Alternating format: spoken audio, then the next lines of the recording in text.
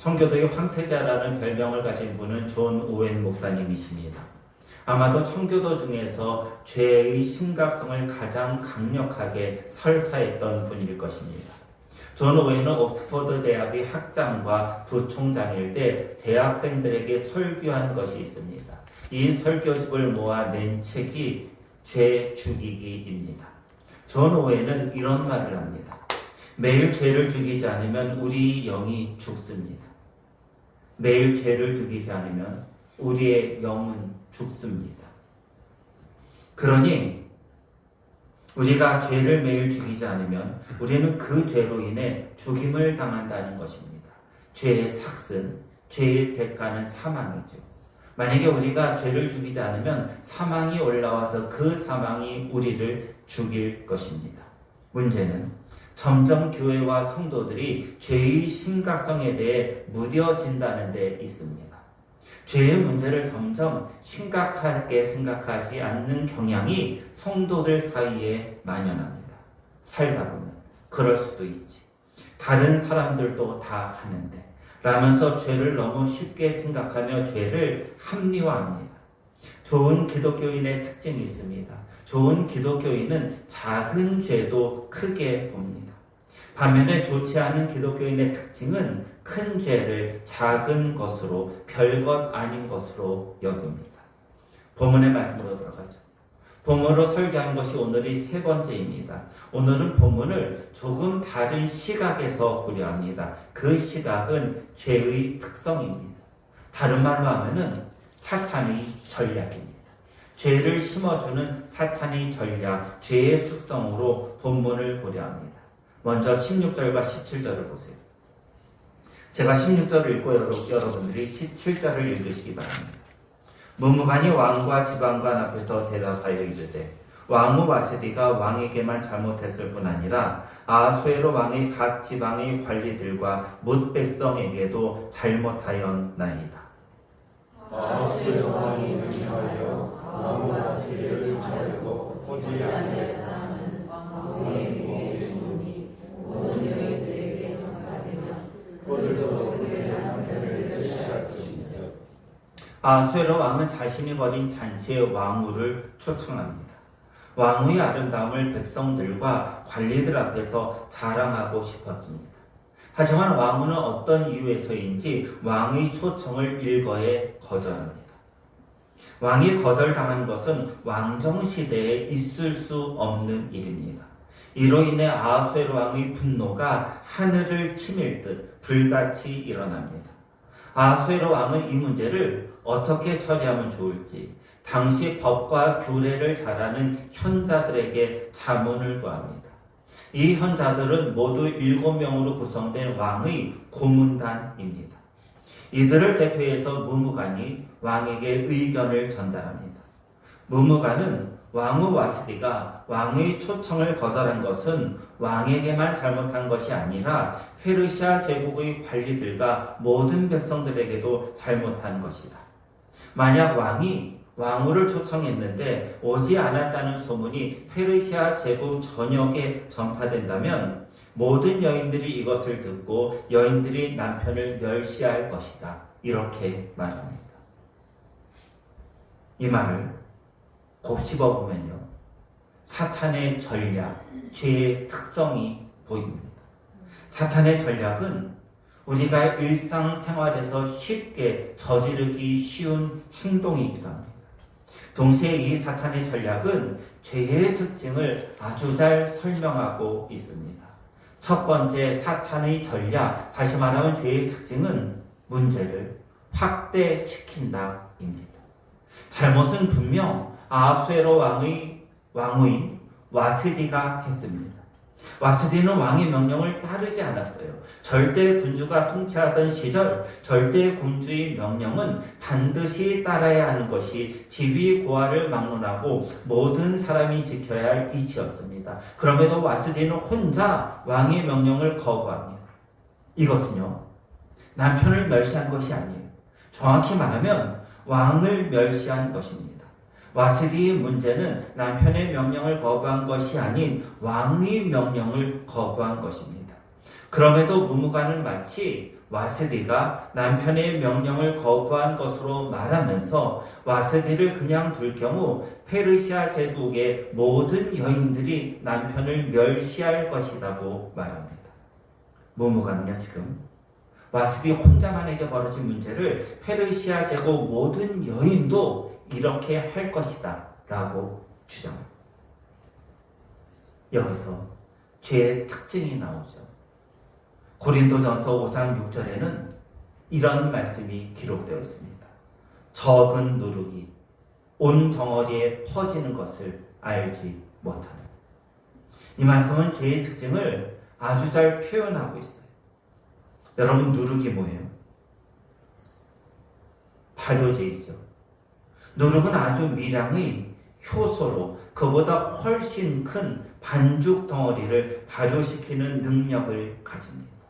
누룩은 시간이 지날수록 그 특성이 왕성해집니다. 말씀 그대로 적은 누룩이 온 덩어리에 들어가면은 그 온 덩어리에 퍼집니다. 사탄은 죄를 어떤 사람이나 공동체 안에 던져 넣습니다. 그때는 아주 적어요.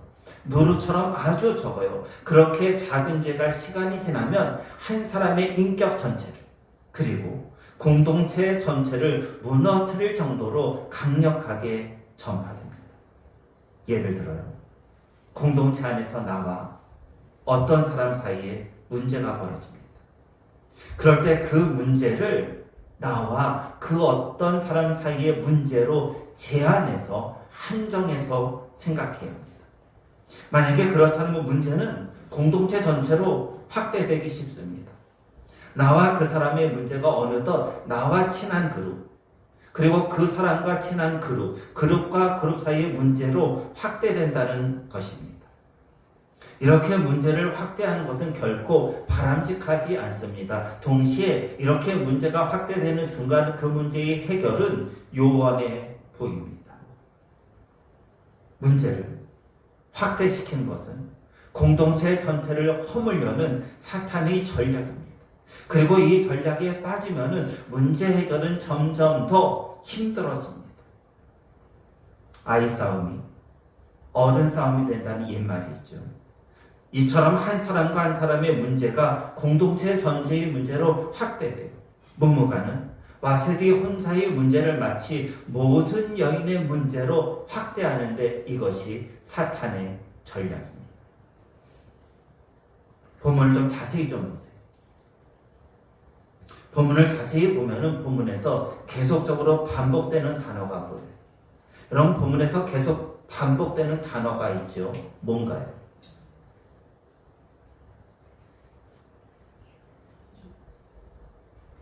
본문에서 계속 반복되는 단어는 모든입니다. 모든.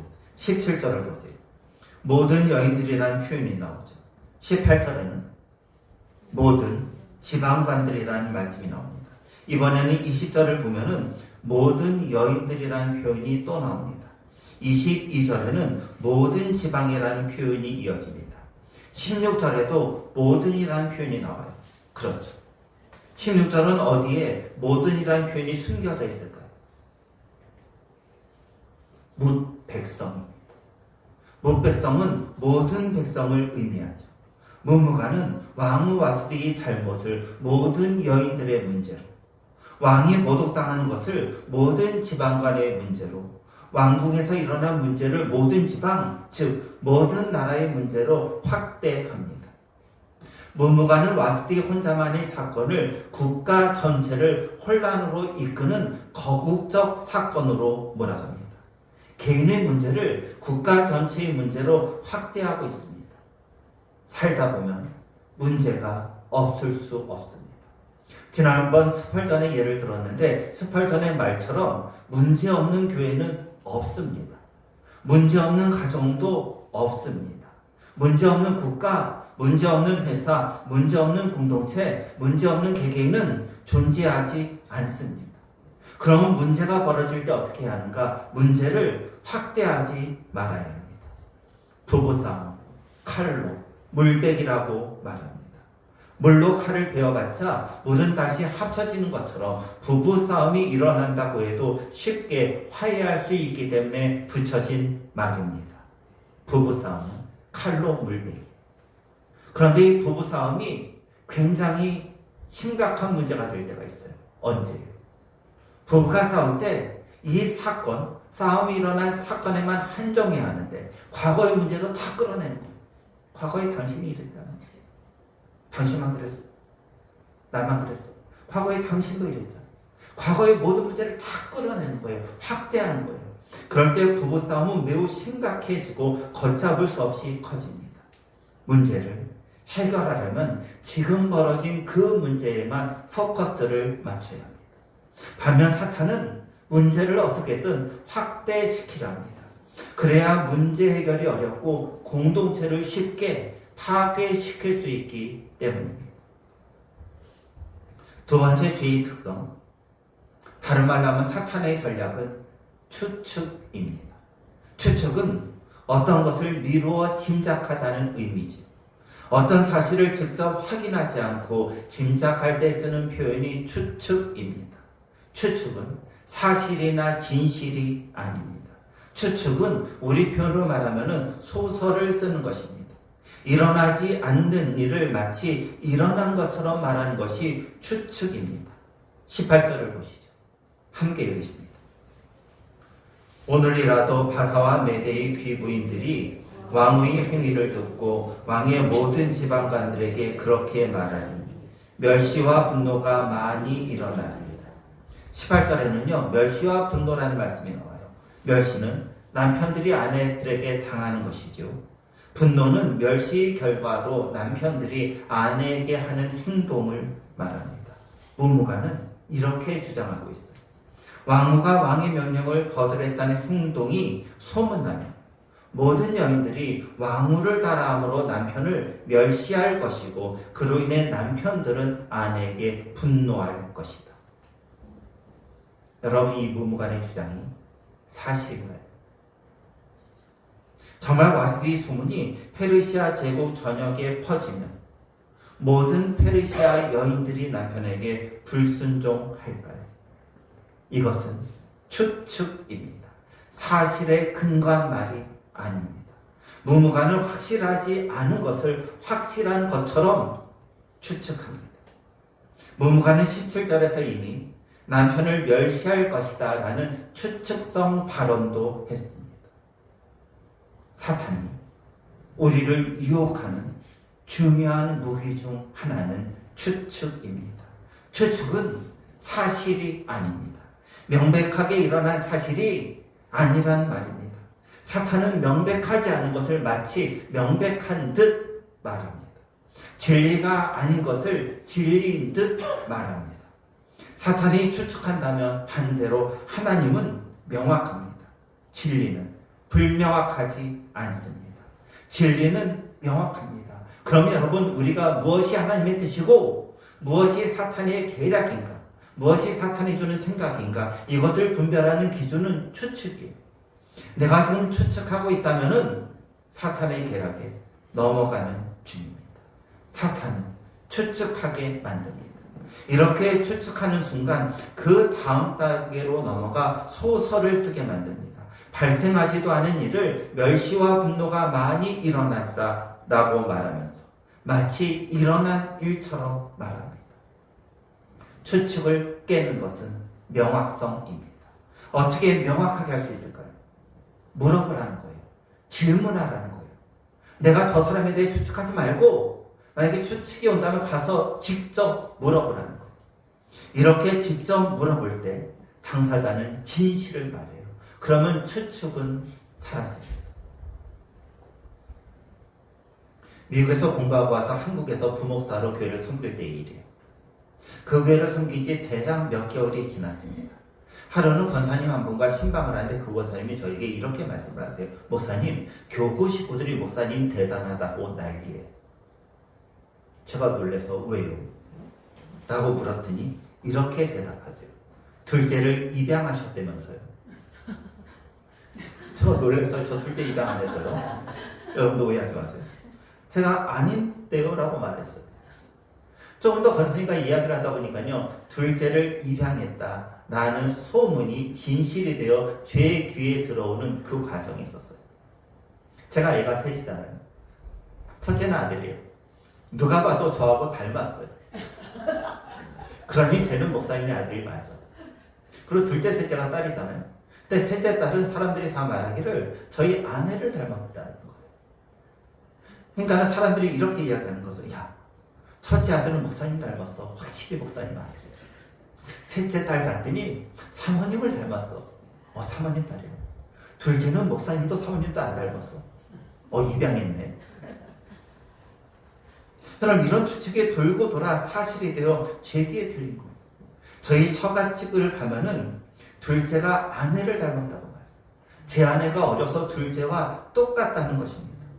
만약에 둘째를 입양했다라는 추측성 발언이 저희 둘째의 귀에 들어갔다면 어떤 일이 벌어졌을까요?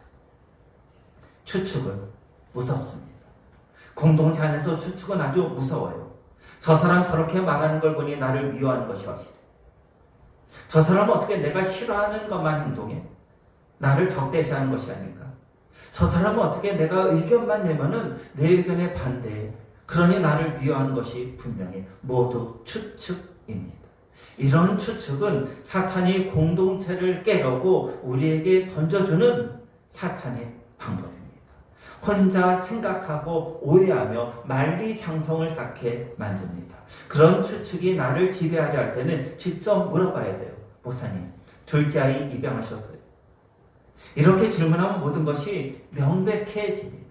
공동체 안에서 의문과 추측, 오해가 생기는 순간 이것이 사탄의 계략이지요. 그럴 때는 당사자에게 가서 물어봐야 합니다.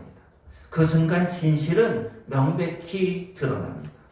사탄이 추측하게 만드는 이유는 진리, 진실이 드러나는 것을 막으려는 데 있습니다. 하나님은 진리예요.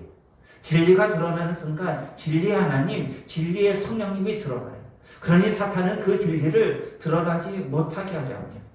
무무가니 아하수에로 왕에게 하는 말의 대부분은 사실에 근거한 것이 아닌 추측성 발언입니다. 세 번째 죄의 특성, 사탄의 계략은 22절에 나옵니다. 22절을 함께 읽으십니다. 각 지방, 각 백성의 문자와 언어로 모든 지방의 조서를 내려 이르기를 남편이 자기 집을 주관하게 하고 자기 민족의 언어로 말하게 하라 하였다. 22절은 왕이 내린 조서, 명령에 대한 설명이에요. 아하수에로 왕은 페르시아 모든 지역에 조서, 명령을 내립니다. 그 조서에는 남편이 자기 집을 주관하게 하라는 명령이 들어있습니다. 여러분, 이 명령대로 과연 될까요? 이 조서대로 과연 될까요? 에스더서 1장을 전체적으로 보면은요, 아하수에로 왕에게 초점이 맞추어진 것을 발견합니다. 에스더서가 시작되는 1절은 아하수에로 왕으로 시작됩니다. 이어 곧장 그 왕이 누구인가? 인도로부터 시작해서 구스, 곧 에티오피아까지 거대한 페르시아 제국을 127개의 지방으로 나누어 다스리는 위대한 사람이라고 말합니다. 왕이 벌인 187일간의 잔치도 나옵니다. 이 잔치는 왕의 능력을 보여주는 거대한 잔치였습니다. 왕의 좋은 성품을 보여주는 말씀도 있습니다. 8절이죠. 8절에서 왕은 사람들에게 억지로 술을 권하지 않는 관대함을 보여줍니다. 이어 왕의 중요한 특성이 나옵니다. 왕의 특성이 뭐죠? 여러분, 왕의 특성이 뭘까요? 왕은 자기가 하고 싶은 것은 무엇이든지 할 수 있는 사람입니다. 그래서 왕후를 잔치에 나오라고 명령합니다. 왕후의 아름다움을 신하들에게 보여주고 싶어하는 의도입니다. 정확히 말하면 왕후의 아름다움이 아니라 나는 이런 아름다운 왕후를 두었다라는 자기 과시입니다. 왕후가 거절하자 아하수에로 왕의 특성을 다시 드러내는 것이 나옵니다. 그것은 뭐죠? 분노예요. 감히 누가 나를 거절할 수 있는가? 감히 누가 내 의견을 무시할 수 있는가라는 하늘을 찌를 듯한 분노입니다. 이 왕의 특성 그대로 왕후를 폐위시킵니다. 왕의 특성은 또 나옵니다. 14절에서 왕 앞에서 말하는 사람들은 모두 왕의 기색을 살핍니다. 말하는 사람이 자기 의견을 말하는 것이 아니라 왕의 눈치를 보는 거예요. 이어서 19절에서 왕이 만일 좋게 여기실진데 나는 말도 합니다. 당신이 왕이니 당신이 좋게 여기는 대로 결정하라입니다. 이어서 에스더서 1장의 마지막은 왕이 내린 명령, 왕이 페르시아 전역에 내린 명령으로 끝납니다. 모든 남편이 존경받게 하라는 명령입니다. 왕이 어떤 사람일까요? 왕은 자기 마음대로 합니다. 왕은 자기가 원하는 모든 것을 하고 싶어하고 마침내 모든 것을 합니다. 죄의 특성이 여기서 나옵니다. 내가 왕이 되는 것이 죄입니다. 내가 왕이 되는 순간 하나님은 내 밑에 존재합니다. 하나님은 내가 왕이기에 내가 원하는 것을 해줘야 합니다. 만약에 하나님이 왕이시라면 나는 왕이신 하나님 밑에 있는 신하가 되어 하나님이 원하시는 것을 이루어 드리지만 내가 왕이기에 하나님은 내가 원하는 것을 나에게 주어야 합니다. 내가 왕이기에 내 주위의 모든 사람은 내 의견을 존중해야 되고 내 앞에서 말할 때도 내 기색을 살펴야 하며 내가 원하는 것을 해주어야 합니다. 내가 왕이기에 내가 속한 공동체는 나를 높이 여겨야 합니다. 내가 속한 공동체는 내 밑에서 내가 원하는 것을 해주는 하나의 도구여야 합니다. 사탄이 우리를 유혹하는 것이 바로 이 지점입니다. 너가 왕이 되어라. 너가 왕이 되어서 너가 하고 싶은 모든 것을 해라. 너가 원하는 것이 이루어지지 않으면 그때는 분노해라. 너는 왕이다. 너에게 왕 대접하지 않는 공동체는 잘못된 공동체이다. 너를 인정하지 않는 사람은 왕의 대적자이다. 이런 논리로 우리를 유혹합니다. 본문의 아하수에로 왕을 보면 좀 재미있는 것이 있습니다. 아하수에로 왕은 본문에서 페르시아 전역에 모든 여인들에게 그들의 남편을 존경하라는 조서를 내립니다. 그런데 이 조서가 페르시아 전역에 도달하는 순간 페르시아 전역에 사는 사람들은 왕의 명령을 거절했다는 것을 알게 됩니다. 왕이 와스디를 피한 것은 결국 왕이 그녀로부터 존경받지 못했다는 반증이 됩니다. 조서를 전국 방방곡곡에 보내는 것은 왕의 무능함을 전국에 알리는 계기가 됩니다. 이 조서로 인해 왕이 당한 수모를 전혀 모르는 사람까지 알게 되는 어이없는 일이 벌어진 것입니다. 자기 마음대로 하고자 했던 왕은 결국 모든 사람에게 무능한 사람으로 인정받게 됩니다. 사탄은 너가 원하는 것을 하라고 왕이 되라고 유혹합니다. 이런 사탄의 유혹에 빠지는 순간 오히려 우리의 무능함이 많은 사람 앞에서 드러납니다. 그 사탄의 유혹에 빠져 내가 원하는 것을 하는 왕이 되는 순간 결국 모욕당합니다. 사랑하는 성도 여러분, 본문에서 하나님은 우리들에게 사탄의 계략을 말씀하십니다. 죄의 특성이기도 합니다. 사탄은 문제를 확대시킵니다.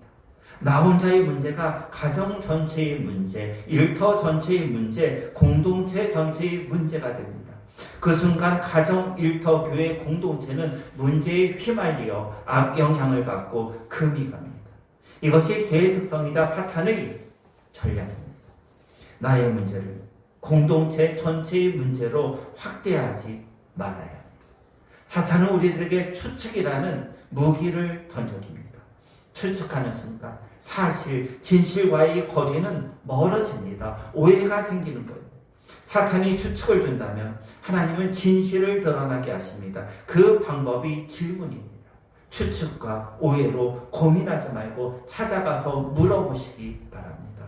그때 우리가 가진 오해는 해소됩니다. 사탄은 우리에게 왕이 되라 유혹합니다.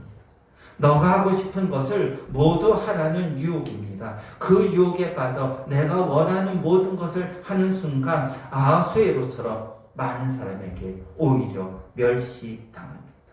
이런 죄의 특성, 사탄의 계략을 마음에 품고 세상으로 나아가시기 바랍니다.